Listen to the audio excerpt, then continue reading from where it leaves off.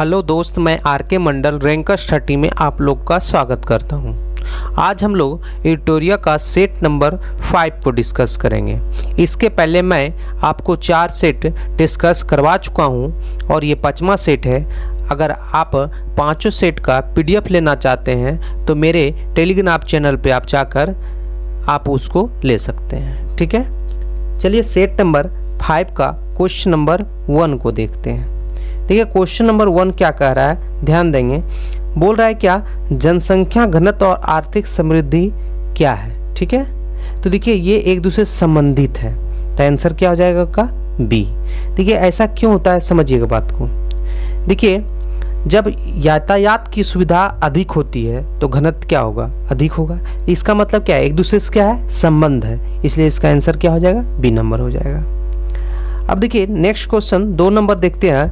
कह रहा है देश में स्टॉक एजेंसी को कौन सा नियमित करता है, तो सेबी करता है। कौन करता है, ये सेबी करता है। इसका मुख्यालय जो है वो मुंबई में है और इसकी स्थापना जो हुई थी वो 1988 को हुई थी। ध्यान रखिएगा कहाँ पे हुई थी, 1988 को।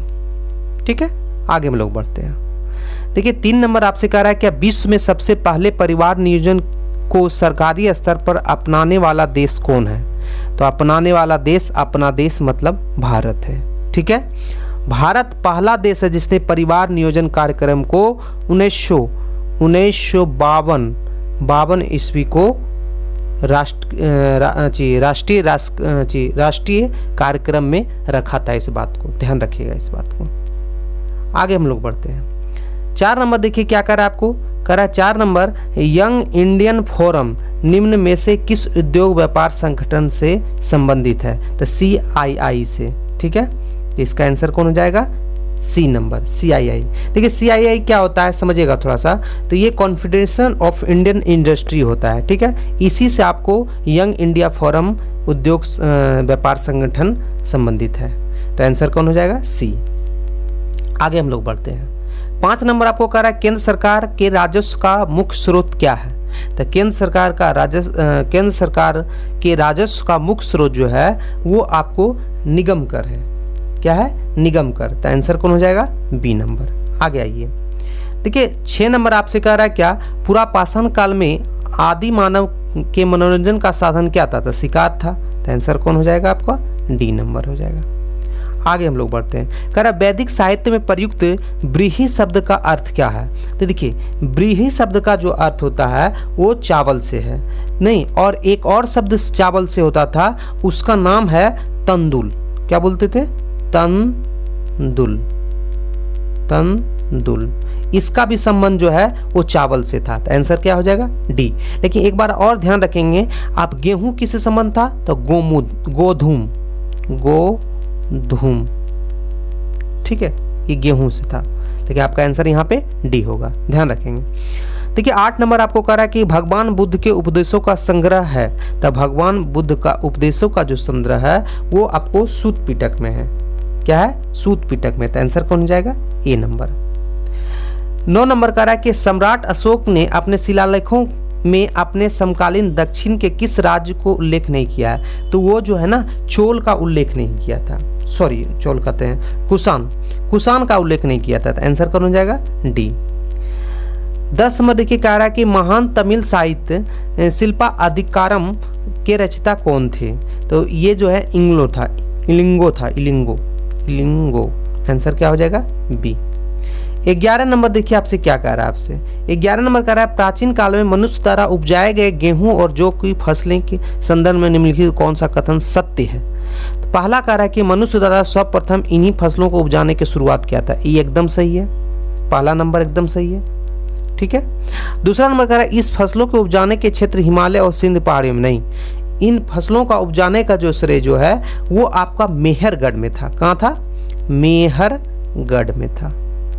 ठीक है, तो केवल एक ही सही है, तो आंसर कौन हो जाएगा, ए नंबर।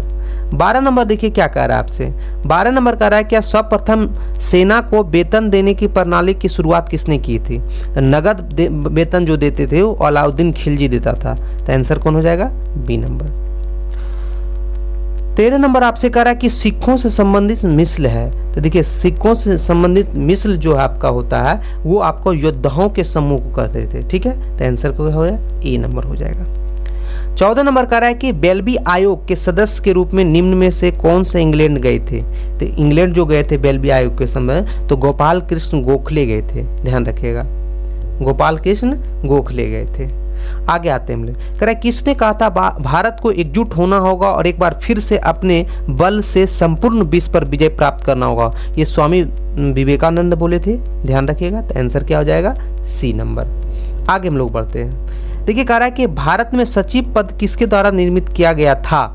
तो ये भारत अधिनियम 1858 अधिनियम के द्वारा जो है भारत में सचिव पद का निर्माण किया गया था। तो आंसर कौन हो जाएगा, बी नंबर। 17 नंबर देखिए क्या कह रहा है आपसे।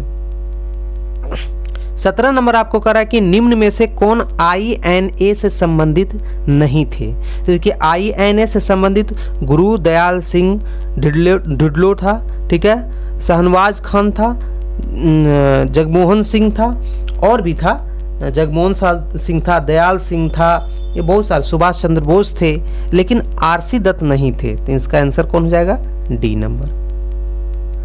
18 नंबर कह रहा है क्या, निम्नलिखित घटनाओं का क्रमानुसार सजाइए इसको। ठीक है, तो सुगौली का संधि दिया हुआ है, अमृतसर का संधि दिया हुआ है, और मंगलोर की संधि दिया हुआ है, और सलबाई की संधि दिया हुआ है। तो ध्यान रखेंगे, सबसे पहले सालाबाई की संधि हुई थी, उसके बाद मंगलोर की संधि हुई थी, उसके बाद अमृतसर की संधि हुई थी, उसके बाद सुगौली की संधि हुई थी। इसका मतलब क्या हो जाएगा, 4 3 2 1। तो आंसर क्या हो जाएगा, 1 नंबर। ठीक है, आगे हम लोग बढ़ते हैं। आगे देखिए आपसे क्या कह रहा है, आगे देखिए आपसे कह रहा है 19 नंबर में आपसे कह रहा है, 19 नंबर कह रहा है कि प्रस्तावना का वह प्रावधान जो सभी वयस्क नागरिकों को मतदान का अधिकार प्रदान करता है वह क्या कहलाता है। तो वो क्या कहलाता है, ध्यान रखिएगा, तो वो लोकतंत्र कहलाता है। ठीक है, तो आंसर कौन हो जाएगा, बी हो जाएगा। 20 नंबर कह रहा है कि भारतीय प्रशासनिक ढांचा का मॉडल निम्न में से किस देश से लिया गया है। ब्रिटेन से लिया गया है। तो आंसर क्या हो जाएगा, बी नंबर। आगे हम बढ़ते हैं, कह रहा है कि बिहार राष्ट्र भाषा परिषद पटना का गठन किस वर्ष किया गया था। तो देखिए इसका गठन जो है 1950 में किया गया था। तो आंसर क्या हो जाएगा, सी नंबर हो जाएगा। देखिए 22 नंबर कह रहा है मूलभूत, जिसको मौलिक कहते हैं, अधिकारों का मुख्य उद्देश्य क्या था। ठीक है, तो मुख्य उद्देश्य इसका जो था व्यक्तिगत स्वतंत्रता को सुनिश्चित करना था। तो आंसर क्या हो जाएगा, बी नंबर।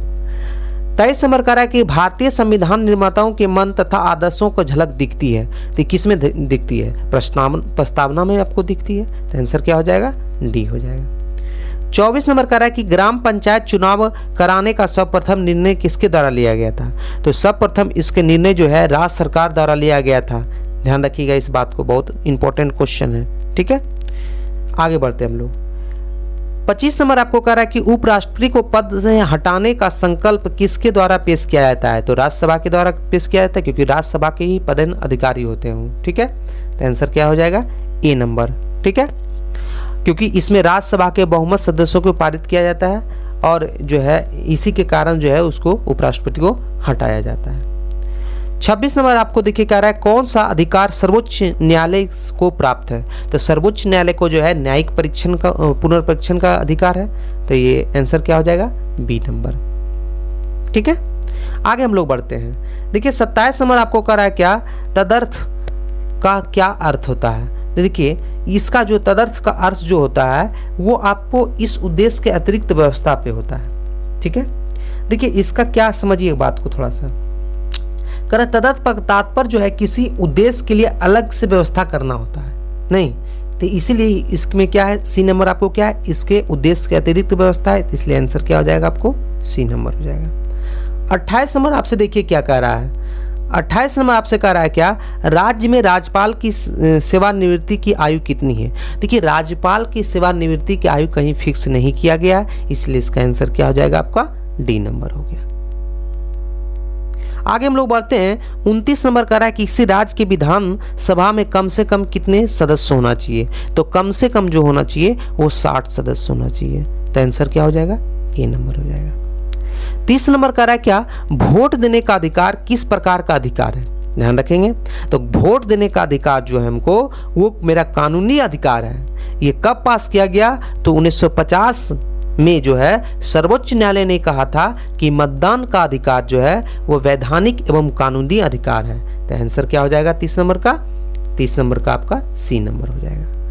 31 नंबर में हम लोग चलते हैं। करा हिमालय के प्रादेशिक विभाजन के फलस्वरूप पंजाब का हिमालय का विस्तार क्या है? ध्यान रखेंगे। देखिए, पंजाब का हिमालय का जो विस्तार था वो सतलज और सिंधु था। ठीक है, 2 बटा था। ठीक है, पंजाब हिमालय जो सतलज और सिंधु हो गया, और एक कुमायूं हिमालय था, तो सतलज और काली था। क्या था? सतलज और काली। ठीक है, एक जो है वो जो है आपका पंजाब हिमालय में बटा, तो पंजाब हिमालय सतलज और सिंधु हो गया। एक कुमाऊं हिमालय जो सतलज और काली हो गया। तो यहाँ आपका आंसर क्या हो जाएगा? डी। 32 नंबर आपको करा कि ग्रेट बैरियर रीफ ऑस्ट्रेलिया के किस तट पर क्षेत्र में स्थित है? तो ध्यान रखें, उत्तरी पूर्वी तट पर स्थित है। ठीक है, कहाँ पे स्थित है? तो उत्तरी पूर्वी तट पे। देखिए, इसके बारे में थोड़ा सा हम आपको बताते हैं। देखिए, ये जो ग्रेट बैरियर रीफ जो है ना, दुनिया की सबसे बड़ी प्रमुख अवरोधक प्रवाल भिलती है। ध्यान रखिएगा, ये ऑस्ट्रेलिया में पाया जाता है, उत्तरी पूर्व तट पे। ठीक है, और ये जो है ध्यान रखेंगे, ये जो है ना आपको इसकी फैलाव जो है 1200 मील तक है। ठीक है, इसलिए ये जो है दुनिया की सबसे बड़ी प्रमुख अवरोधक प्रवाल भित्ति कहा जाता है इसको। ठीक है, तो आंसर क्या हो जाएगा? ए नंबर। आगे हम लोग बढ़ते हैं। 33 नंबर आपको क्या रहा है कि निम्न में से किस फसल की बुआई और कटाई के बीच सर्वाधिक अंतराल होता है? मतलब कटाई करना बुआई करने के बीच समय का अंतराल सबसे अधिक होता है। तो गन्ना देखिएगा 18 महीना 16 महीना इतना अंतराल होता है। ठीक है, तो आंसर क्या हो जाएगा आपको? गन्ना। तो आंसर हो जाएगा आपका सी। आगे हम लोग बढ़ते हैं। देखिए क्या कह रहा है आपसे, कह रहा है कि हिमालय नदियों की मुख्य विशेषता क्या है? तो ये गाद निक्षेप समृद्ध होती है, इसमें जल का प्रवाह 12 मासी होता है। हाँ, यही होगा। इसका सालों भर इस वर्षा जो है जल प्रवाह होते रहता है। तो आंसर क्या हो जाएगा? B number. 35 नंबर कह रहा है कि पारिस्थितिकी तंत्र की विशेषताएं कौन सी नहीं है? ध्यान रखेंगे। तो पारिस्थितिकी तंत्र की विशेषता जो है वो पारिस्थितिकी तंत्र के शब्द का संपूर्ण प्रयोग नहीं, ये जो है आपको दिया हुआ अर्नस्ट हेकेल ने किया था, ये गलत था। देखिए बात को समझिएगा। देखिए, पारिस्थितिकी शब्द का प्रयोग जो है वो अर्नस्ट हेकेल किया था। वो 1800 कितना किया था? 1869 ईस्वी में ये शब्द का प्रयोग किया था। लेकिन यहाँ तंत्र की बात है, तो तंत्र परिस्थिति तंत्र का जो प्रयोग किया था ये आपका प्रयोग किया था एजी टास्ले। कौन किया था? एजी टास्ले। एजी टास्ले। ठीक है, ध्यान रखिएगा। ये किया था 1935 में। तो आपका आंसर हो जाएगा सी नंबर। सी नंबर ही गलत है, तो सी नंबर आंसर हो जाएगा इसका। आगे हम लोग बढ़ते हैं। इसका आंसर सी नंबर था। 36 नंबर देखिए क्या कर रहा है, कह रहा है नेशनल वुड फॉसिल पार्क कहाँ स्थित है? देखिए ये बहुत इंपॉर्टेंट है, ध्यान रखिएगा। ये जो है जैसलमेर में था। आंसर क्या हो जाएगा? डी नंबर हो जाएगा। 37 नंबर देखिए क्या कह रहा है, कह रहा है भारत में निम्न में से किस राज्य का सोना के उत्पादन में लगभग एकाधिकार है? तो देखिए आंध्र प्रदेश में जो है ना सोना सबसे ज़्यादा पाया जाता है। ये यहाँ पे सोना जो पाया जाता है आंध्र प्रदेश में वो 90% उत्पादन होता है, कुल उत्पादन का 90%। ठीक है, 38 नंबर में आते हैं। देखिए 38 नंबर कह रहा है क्या दक्षिण भारत की नदियाँ का प्रमुख रूप से निम्न से कौन सा अववाह तंत्र रखती है? तो दक्षिण भारत की नदियों में ध्यान रखेंगे आपको कि दक्षिण भारत की नदियां जो होते हैं ना वो वृक्षनुमा होती है, इसलिए इसका आंसर क्या हो जाएगा? सी नंबर हो जाएगा। 39 नंबर आपसे कह रहा है, ध्यान रखेंगे, कह रहा है कि निम्न दी गई कूट से निम्न पहाड़ियों का दक्षिण से उत्तर की ओर बढ़ते क्रम है। देखिए उत्तर सबसे पहले हम लोग को कौन रहता है? जम्मू कश्मीर लद्दाख, तो पीर पंजाब लद्दाख में चल जाता है। 3 नंबर सबसे लास्ट हो जाएगा, तो आंसर क्या हो जाएगा? बी नंबर हो जाएगा। ठीक है, इसका मतलब सबसे पहले आ जाएगा आपको क्या हो जाएगा? सतमारा पहाड़ी, उसके बाद आएगा कैमूर पहाड़ी, उसके बाद नागा पर्वत, उसके बाद पीर पंजाब। ठीक है, 40 नंबर में आइए। देखिए 40 नंबर आपको कह रहा है क्या, हिमालय की रचना समांतर वलय श्रेणियों से हुई है, जिनमें से प्राचीनतम श्रेणी कौन है। तो प्राचीनतम जो है श्रेणी जो है वो आपको बृहत हिमालय है। ठीक है, हिमालय से बोल रहा है। हिमालय सबसे प्राचीनतम अगर बोलता तो शिवालिक होता, सॉरी अरावली होता। ठीक है, यहाँ तो अरावली है नहीं, तो यहाँ पे बृहत हिमालय। देखिए बृहत हिमालय को आप ग्रेट हिमालय भी बोल सकते हैं, हिमाद्री भी अन्य नामों से उसको जाना जाता है। ठीक है, इसकी औसत ऊंचाई जो है वो 6000 मीटर है। कितना है, तो 6000 मीटर। आगे हम लोग बढ़ते हैं। कह रहे कि 41 में मीठे पानी का कल्पसर परियोजना स्थित है। ये जो है आपका गुजरात में स्थित है। कहाँ पे स्थित है, गुजरात में। ठीक है, आइए। ठीक है, खंबात की खाड़ी जो है गुजरात में स्थित है। 42 नंबर आपको देखिए क्या कह रहा है, कह रहा है मिलान करने के लिए कह रहा है, कहाँ का मिलान करना है। तो तिलैया बांध जो है वो बराकर में हो जाएगा, तो एक का क्या हो जाएगा आपका, एक का जो हो जाएगा उस 3 नंबर हो जाएगा। कह रहा है पंचेत हिल बांध जो है वो दामोदर में है, तो 2 का 1 मिला दीजिए। और राणा प्रताप सागर बांध जो है वो चंबल में है, तो चंबल मिला दीजिए।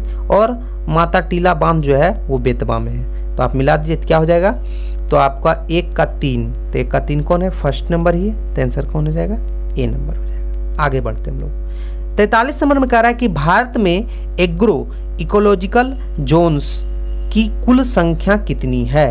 तो इसकी कुल संख्या 20 है, ध्यान रखिएगा इस बात को। आगे बढ़ते हैं। कह रहे हैं निम्न में से कौन सा एक समांतर फसल का उदाहरण है। समांतर फसल क्या मतलब, एक ही साथ लगभग में बोया जाता है। ठीक है, तो देखिए गेहूं में ही देखिएगा आप सरसों बो दिया जाता है, इसका मतलब आंसर क्या हो जाएगा, बी नंबर। आगे हम लोग देखते हैं। 45 नंबर देखिए क्या कह रहा है आपसे, कह रहा है कि निम्नलिखित में कौन सा सम्मिलित नहीं है। ठीक है, तो देखिए अंबाला जो है उर्वरक के लिए सही है, नेपानगर जो है कागज के लिए ये भी सही है, सिंदरी तांबा ये गलत है। देखिए सिंदरी जो है ना वो जो है सिंदरी तांबा के लिए नहीं था, आपको ध्यान रखना होगा। सिंदरी में जो है सबसे पहले उर्वरक कारखाना अचीव किया गया था, तो ये किससे हो जाएगा, उर्वरक से हो जाएगा। ठीक है, आगे हम लोग पढ़ते हैं। 46 नंबर कर रहा है वायु की क्षैतिज गति से होने वाले ऊष्मा के अंतरण को क्या कहते हैं। तो वायु की क्षैतिज गति ऊष्मा को अंतरण को जो है आप ध्यान रखेंगे, ये बहुत इंपॉर्टेंट क्वेश्चन है। ठीक है, तो ये अभिवहन इसको कहते हैं। देखिए क्यों कहते हैं इसका समझिएगा बात को। ठीक है, देखिए कह रहा है क्या कि मतलब आपको जो क्षैतिज गति कारण क्या होता है समझिएगा, वायु की क्षैतिज गति कारण ऊष्मा का अंतरण को अंतरण जो होता है ना ऊष्मा का अंतरण, उसी को हम लोग कहते हैं अभिवहन। ठीक है, आगे बढ़ते हैं हम लोग। कह रहा है 47 में कह रहा है क्या एक वास्तविक गैस जिसके एक आदर्श गैस के रूप में क्रिया कर सकती है। तो वास्तविक गैस के रूप में क्रिया जो करेगी वो निम्न दाब और उच्च ताप होगा तभी। तो निम्न दाब और उच्च ताप कहाँ पे है, तो बी नंबर में। तो आंसर क्या हो जाएगा, बी नंबर। आगे हम लोग बढ़ते हैं। 48 नंबर कर रहा है श्वेत प्रकाश कितने रंगों के मिश्रण होता है। श्वेत प्रकाश 7 रंगों के मिश्रण होता है। और कौन कौन सा होता है, बैगनी, नीला, आसमानी, हरा, पीला, नारंगी, लाल। समझ गए। और सबसे ज्यादा तिरंगा किसका होता है, लाल का। सबसे कम किसका होता है, बैगनी का। आगे बढ़ते हैं। 49 नंबर कह रहा है कि वह लेंस जो किरणों को एकत्रित करता है उसे क्या कहलाता है। तो जो एकत्रित करता है उसको क्या कहते हैं, अभिसारी लेंस कहते हैं। ठीक है, तो आंसर क्या हो जाएगा, ए नंबर हो जाएगा। आगे बढ़ते हैं। कह रहा है परावर्तन के नियम के अनुसार, परावर्तन के नियम के अनुसार क्या है उसको सही करना है आपको। ठीक है, कह रहा है कि आपतन कोण परावर्तन कोण से अधिक होता है, आपतन कोण परावर्तन कोण से कम होता है, आपतन कोण परावर्तन कोण के बराबर होता है, दोनों कोण एक दूसरे के विपरीत होता है। देखिए परावर्तन के नियम के अनुसार आपतन कोण परावर्तन कोण बराबर होता है, एक नियम ये दिया हुआ। और दूसरा कोण क्या है, तो आपतित किरण और आपतन बिंदु पर अविलंब परावर्तित ये एक ही तल में होता है। ठीक है, तो इसका आंसर क्या हो जाएगा, सी नंबर। बराबर पहले होगा, दूसरा जो है आपका ऑप्शन दे ही नहीं है, पहला जो दिया है वो इसके अनुसार से मार लिए हम लोग। 51 नंबर देखिए क्या कह रहा है, कह रहा है किसी ठोस पदार्थ के द्रव में परिवर्तित हुए बिना सीधे गैसीय अवस्था में परिवर्तित हो जाते हैं की प्रक्रिया को निम्नलिखित क्या कहलाता है। इसी को ऊर्ध्वपातन कहते हैं। देखिए जब ठोस जो है, कोई ठोस है वो जो है द्रव के बिना हुए जो है वो वाष्पन हो जाती है, तो उसको हम लोग बोलते हैं ऊर्ध्वपातन। जैसे एग्जाम्पल रूप में देख लिए कपूर को आप जलाते हैं तो वो द्रव के रूप में नहीं लेके सीधे क्या है, वाष्प के रूप में बन जाता है। उसी प्रकार अमोनिया को आप देखिएगा तो उसी प्रकार होता है। ठीक है, तो इसका मतलब वो आंसर क्या हो जाएगा आपका, बी नंबर हो जाएगा। ठीक है, तो आंसर इसका बी नंबर हो जाएगा।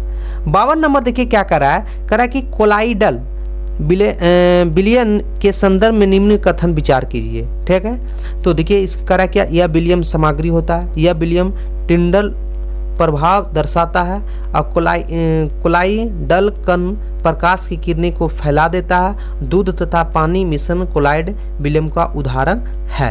तो देखिए आपको इसमें छांटने का रहा है कि कौन सा सही है।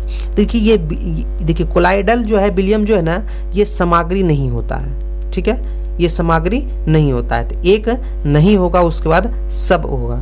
ठीक है, एक नहीं होगा, उसके बाद सब होगा। तो आंसर कौन होगा, 2 3 4 कहाँ है, बी नंबर में। तो आंसर क्या हो जाएगा, बी नंबर। आगे आते हैं, कह रहा है मनुष्य की ध्वनि कंपन की अनुभूति किस आवृत्ति की सीमा होती है। तो मनुष्य की ध्वनि जो 20 से 20,000 हर्ट्ज। तो आंसर क्या हो जाएगा आपका, डी नंबर हो जाएगा। देखिए 54 नंबर आपसे क्या कह रहा है, 54 नंबर आपसे कह रहा है क्या, एक पहिए की गाड़ी किसका उदाहरण है। तो दूसरे श्रेणी का उदाहरण है। तो आंसर क्या हो जाएगा, बी नंबर। एक जूल किसके बराबर होता है। तो एक जूल जो होता है वो 1 न्यूटन मीटर के बराबर होता है, या दूसरे भाषा में बोल सकते हैं 1 किलोग्राम मीटर पर सेकंड स्क्वायर के बराबर होगा, मीटर स्क्वायर पर सेकंड स्क्वायर के बराबर होगा, या आप दूसरा बोल सकते हैं कि 1 जूल जो है 1 वाट के बराबर होगा। ठीक है, तो आंसर क्या हो जाएगा आपका, ए नंबर हो जाएगा। 56 नंबर करा है, किसी तार के एक सिरे को धनुष की तनित डोरी पर रखकर खींचने में उसमें ऊर्जा संचित हो जाती है, यह ऊर्जा क्या कहलाती है। ध्यान रखेंगे, तो यह ऊर्जा जो कहलाती है वो स्थितीय ऊर्जा कहलाती है। और स्थितीय ऊर्जा और गतीय ऊर्जा, स्थितीय ऊर्जा और गतीय ऊर्जा के जो है इसको मिला के जो योग होता है वही मेरा क्या होता है, यांत्रिक ऊर्जा होता है। ठीक है, आगे बढ़ते हम लोग। 57 देखिए क्या कर रहा है, प्रकाश विद्युत प्रभाव की खोज निम्नलिखित में किसने की थी। देखिए प्रकाश विद्युत का खोज जो है सबसे पहले जो किया था वो आपको देखिए अल्बर्ट आइंस्टीन भी प्रकाश का किया था, लेकिन ध्यान रखेंगे यहाँ पे आपको गड़बड़ा जाइएगा। ठीक है, तो प्रकाश विद्युत का प्रभाव जो है वो सबसे पहले जो है हेनरिक रुडोल्फ हर्ट्ज किया था। कब किया था, ध्यान रखेंगे, तो सबसे पहले यही खोज किया था। लेकिन इसके बाद जो है इस प्रकाश का व्याख्यान जो किया था वो अल्बर्ट आइंस्टीन किया था। तो आंसर क्या हो जाएगा आपका, तो सबसे पहले खोज की बात बोल रहा है, तो खोज किसने किया था, तो हेनरिक रुडोल्फ हर्ट्ज किया था। 58 नंबर में आइए, देखिए 58 कह रहा है कि निम्न में किसका खनिज में ऑक्सीजन नहीं होती है। ध्यान रखें, बहुत इंपॉर्टेंट क्वेश्चन है। तो खनिज में जो है क्रायोलाइट में जो है ऑक्सीजन नहीं होता है। ठीक है, क्रायोलाइट में ऑक्सीजन नहीं होता है। चलिए नेक्स्ट देखिए, नेक्स्ट क्वेश्चन को देखते हैं। देखिए क्या कह रहा है, 59 नंबर आपसे कह रहा है क्या, 59 नंबर कह रहा है कि अधातुओं में निम्न में से कौन सा गुणधर्म समानता पाया जाती है। तो ये भंगुरता पाई जाती है। तो आंसर क्या हो जाएगा, ए नंबर हो जाएगा। 60 नंबर को देखिए, कह रहा है निम्नलिखित में किसका उपयोग अग्निशामक के रूप में किया जाता है। तो अग्निशामक का जो उपयोग जो किया जाता है वो ध्यान रखेंगे इसको, तो अग्निशामक का जो उपयोग जो किया जाता है वो बेकिंग सोडा का बेकिंग सोडा का उपयोग किया जाता है। क्योंकि देखिए बेकिंग सोडा का डिफरेंट नाम से जाना जाता है, इसलिए थोड़ा सा इसमें क्या होता है, कन्फ्यूजन सबका हो जाता है। तो बेकिंग सोडा को देखिए सोडियम हाइड्रोक्साइड, कार्बोनेट, ठीक है, सोडियम जो है बाइकार्बोनेट तथा खाने वाला सोडा आदि नामों से भी जानते हैं। तो इसका आंसर क्या हो जाएगा आपका, सी नंबर हो जाएगा। आगे हम लोग देखते हैं। देखिए क्या कह रहा है आपको, कह रहा है ग्लूकोज किसका एक प्रकार है। तो हेक्सोशर्करा का प्रकार है। तो आंसर क्या हो जाएगा, बी नंबर। आगे बढ़ते हम लोग, कह रहा है सीसा पेंसिलिन की सीसा का प्रतिशत कितना है। ध्यान रखेंगे, कह रहा है कि सीसा पेंसिल में सीसा का प्रतिशतता कितनी है। तो सीसा उसमें जो प्रतिशत होता ही नहीं है। तो पेंसिल किससे प्रतिशत कितना हो जाएगा, तो ये 0 हो जाएगा। ठीक है, क्योंकि देखिए ध्यान रखेंगे, तो सीसा पेंसिल में सीसा नहीं होता है। बोलते हैं सीसा पेंसिल, लेकिन सीसा नहीं होता है। जब ग्रेफाइट को मोम के साथ मिलाया जाता है तो सीसा पेंसिल का बनता है। ध्यान रखिएगा इस बात को। 63 नंबर आपसे देखिए क्या कह रहा है, मानव अस्थि का सबसे प्रमुख घटक कौन सा है। तो मानव अस्थि का सबसे प्रमुख जो घटक है वो आपको कैल्शियम है। ठीक है, तो आंसर क्या हो जाएगा आपका, बी। 64 नंबर आपसे कह रहा है कि वयस्क पुरुषों में आरबीसी समानता संख्या कितनी होती है। देखिए वयस्क मनुष्यों में जो है वो 5.4 मिलियन होती है। तो आंसर क्या हो जाएगा आपका, डी। लेकिन ध्यान रखेंगे अगर वही वयस्क महिलाओं में बोला जाए तो 4.5 हो जाएगा। ठीक है, देखिए 65 नंबर आपसे क्या कर रहा है, ध्यान देंगे 65 नंबर में। 65 नंबर कह रहा है कि निम्नलिखित में से कौन सी ग्रंथि बुद्धि हार्मोन की रिसाव करती है। तो ये पृष्ठ ग्रंथि है जो बुद्धि हार्मोन को रिसाव करती है। आगे बढ़ते हैं, कह रहा है कि कॉकरोच जल में जीवित नहीं रह सकता है, क्यों? इसका श्वसन अंग क्या है? तो श्वसन अंग वातक है नहीं, क्योंकि ये जो है ना सारा जो है सारा क्रियाकलाप इसी कारण ये जो है अगर इसको बाहर जो है जल में अगर डाल दीजिएगा तो तुरंत ये मर जाएगा।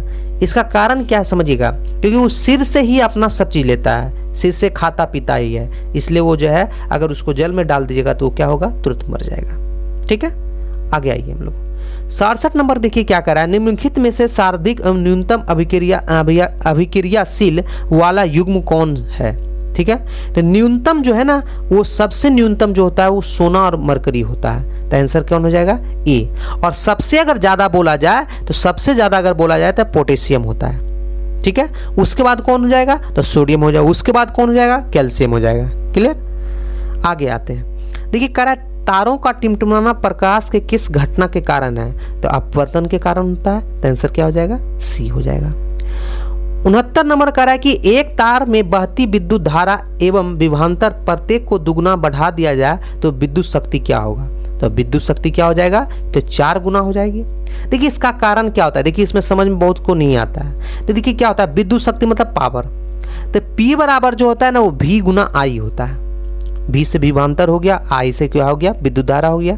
नहीं, तो देखिए आपको कह रहा है क्या विभवांतर को दुगुना कर दिया जाए, नहीं, अब विद्युत धारा को भी दुगुना कर दिया है, तो ये 2 गुना हो गया और ये 2 गुना हो गया, तो पावर कितना हो जाएगा, 4 गुना होगा ना, तो इससे आंसर क्या हो जाएगा, 4 गुना हो जाएगा। आगे बढ़ते हैं हम लोग 70 नंबर में देखिए क्या कह रहा है, कह रहा है कि मर्मिकोलॉजी किसका अध्ययन किया जाता है, तो मर्मिकोलॉजी में चींटियों का अध्ययन किया जाता है, तो आंसर क्या हो जाएगा, बी नंबर।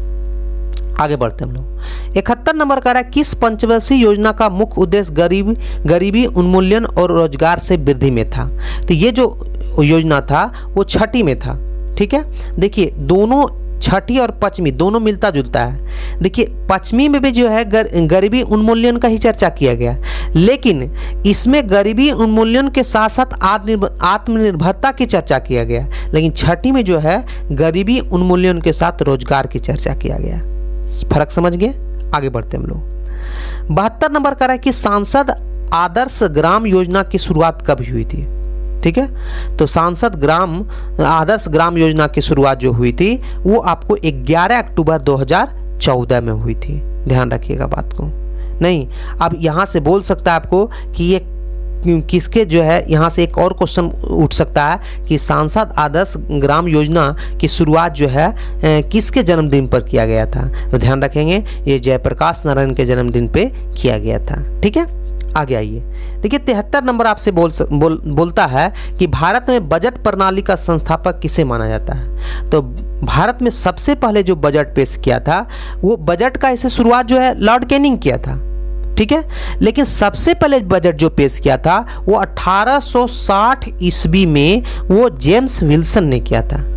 ठीक है, तो आंसर क्या हो जाएगा, ए नंबर हो जाएगा।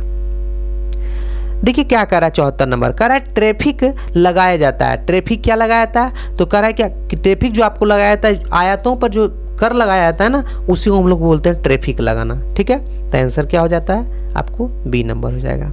ठीक है, आगे बढ़ते हैं हम लोग 75 नंबर कह रहा है कि बोल्गा नदी कहाँ गिरती है, तो बोल्गा जो नदी गिरती है वो कैस्पियन सागर में गिरती है। ठीक है, अब आपसे पूछ सकता है ये बोल्गा नदी कहाँ का है। ठीक है, तो बोल्गा नदी जो है ये यूरोप का है, कहाँ का है, ये यूरोप का है। ठीक है, और कहाँ गिरती है, कैस्पियन सागर में गिरती है। ठीक है, आप ध्यान रखेंगे, आगे बढ़ते हैं हम लोग 76 नंबर देखिए आपसे क्या कह रहा है। 76 नंबर आपको कह रहा है क्या है थोड़ा सा कि हाँ कह रहा है कि किगाली किस देश की राजधानी है, किगाली है ना, किगाली किस देश की राजधानी है, तो किगाली जो है वो रवाड़ा की राजधानी है, तो आंसर क्या हो जाएगा, बी नंबर। ठीक है, अब देखिए आपको अलग अलग और भी मिला सकते हैं। युगांडा जो है किसकी जो है, युगांडा की राजधानी क्या है, तो कंपाला। ठीक है, युगांडा का क्या हो जाएगा, कंपाला।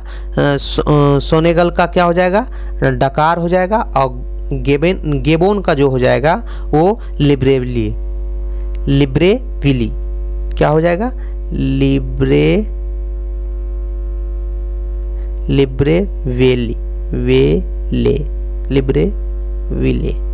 ठीक है, ये गेबोन का हो जाएगा। आगे बढ़ते हम लोग 77 में देखिए क्या करा है, एसबीआई के नए अध्यक्ष किसको नियुक्त किया गया, तो एसबीआई का नए अध्यक्ष जो नियुक्त किया गया दिनेश कुमार खारा को किया गया। किसका स्थान लिया, तो रजनीश कुमार का स्थान लिया। ठीक है, आगे हम लोग बढ़ते हैं। 78 नंबर कह रहा है कि आईसीसी विश्व वर्ल्ड कप 2023 का आयोजन कहाँ किया जाएगा, तो अपना देश भारत में किया जाएगा, ध्यान रखिएगा इस बात को। 79 नंबर देखिए क्या कह रहा है कि वेलोड्रम किस खेल से खेल परिसर है, तो वेलोड्रम जो है वो साइकिलिंग है। ठीक है, तो आंसर क्या हो जाएगा, सी नंबर हो जाएगा। 80 नंबर कह रहा है कि निम्न में से कौन सम्मिलित नहीं है, दर्रा के बारे में बताया गया, तो कह रहा है कि सिपकिला दर्रा हिमाचल प्रदेश, ये एकदम सही है। दूसरा बोल रहा है लेपुलेख दर्रा उत्तर प्रदेश, ये लेपुलेख उत्तर प्रदेश नहीं होगा, उत्तराखंड होगा। कहाँ होगा, उत्तराखंड। ठीक है, ध्यान रखिएगा। नाथुला सिक्किम, जोजिला कश्मीर, तो कौन सा गलत हो गया, बी नंबर हो गया। आगे हम लोग बढ़ेंगे। 81 नंबर आपसे कह रहा है, ध्यान देंगे थोड़ा सा। 81 नंबर आपसे कह रहा है कि मध्यकाल में रहट का प्रयोग किस कार्य के लिए किया जाता था।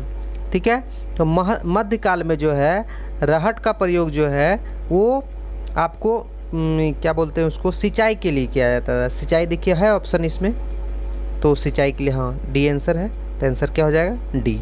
तो यहाँ तक आपको जीके जीएस का डिस्कशन था। उसके बाद हम लोग मैथ्स और रीजनिंग का देख लेते हैं, आंसर आपको मिलवा देते हैं। देखिए 82 नंबर क्या कर रहा है, क्या वह विकल्प, ध्यान रखेंगे 82 नंबर का आपका जो आंसर हो जाएगा वो एक मिनट थोड़ा सा, 82 नंबर का आपका आंसर जो हो जाएगा वो बी नंबर हो जाएगा। ठीक है, आगे आते हैं। 83 नंबर का जो आंसर हो जाएगा वो ए नंबर हो जाएगा। 84 नंबर का जो आंसर हो जाएगा, एक मिनट, 84 नंबर का जो आंसर हो जाएगा आपका ए नंबर हो जाएगा। 85 नंबर का आंसर जो होगा वो बी नंबर होगा। 86 नंबर का जो आंसर होगा वो 86 नंबर का ए नंबर होगा। 87 नंबर का जो आंसर होगा वो 87 नंबर का डी हो जाएगा। 88 नंबर का जो आंसर होगा वो बी होगा। और 89 नंबर का जो आंसर होगा वो 89 नंबर का ए होगा। और 90 नंबर का जो आंसर होगा वो 90 नंबर का जो आंसर होगा वो बी होगा। 91 नंबर का जो आंसर होगा वो सी होगा। 92 नंबर का जो आंसर होगा, 92 नंबर का जो आंसर होगा वो डी होगा। 93 नंबर का जो आंसर होगा ए होगा। 94 नंबर का जो आंसर होगा वो 94 नंबर का आंसर जो होगा वो बी होगा। ध्यान रखिएगा इस बात को, 94 नंबर का आपका बी हो गया आंसर। ठीक, 95 नंबर का आंसर देख लीजिए यहाँ पे, तो 95 नंबर का आंसर जो होगा वो ए नंबर होगा। आगे बढ़ते हैं हम लोग। 96 नंबर का आंसर आपका सी हो जाएगा। ठीक है, आगे बढ़ते हैं। 97 नंबर का आंसर आपका बी हो जाएगा। और 98 नंबर का आंसर आपका डी हो जाएगा। और 99 नंबर का आंसर आपका हो जाएगा ए नंबर। और 100 नंबर का जो आंसर हो जाएगा आपको डी नंबर हो जाएगा। ठीक है, तो इस प्रकार 100 नंबर को 100 क्वेश्चन आपको बता चुके हैं। आपको अगर इस वीडियो देखने में अच्छा लगता हो तो आप दोस्तों के बीच शेयर करें। ठीक है, और एक बात और बताते हैं, कुछ लोग कमेंट कर रहे हैं कि टॉस प्रकाशन का सेट करवाने के लिए। देखिए टॉस प्रकाशन का सेट भी करवाएंगे, थोड़ा सा इधर क्या है ना कुछ प्रॉब्लम चल रहा है, तो इसलिए थोड़ा सा नहीं करवा पा रहे हैं। कोशिश करेंगे कि आज से करवा देने के लिए। ठीक है, तो जय हिंद, जय भारत।